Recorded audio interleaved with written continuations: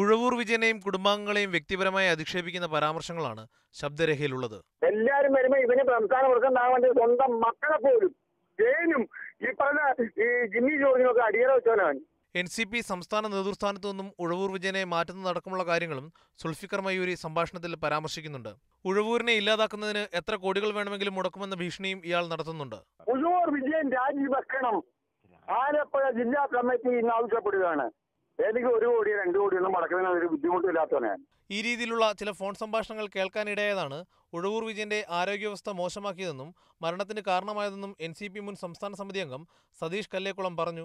മാനസിക സമ്മർദ്ദം അദ്ദേഹത്തെ വളരെയേറെ തളർത്തിയിട്ടുണ്ട്. അദ്ദേഹം അവസാനമൊക്കെ എന്നോട് പറഞ്ഞത് എന്തിനാണ് ഇങ്ങനെ രാഷ്ട്രീയ പ്രവർത്തനം, ഞാനിതുകൊണ്ട് നടന്നിട്ട് എനിക്ക് എന്തെങ്കിലും ഒരു കാര്യവുമില്ലാതെ ഞാൻ ഇത്രയും കാലം നടന്നു, നിനക്കറിയാമല്ലോ, ഇനി ആരെങ്കിലും ആയിക്കോട്ടെ പ്രസിഡന്റ്. അതേസമയം ഈ വിഷയത്തിൽ ഉഴവൂരിന്റെ കുടുംബാംഗങ്ങളോ NCP നേതൃത്വമോ ഇതുവരെ പ്രതികരിച്ചിട്ടില്ല.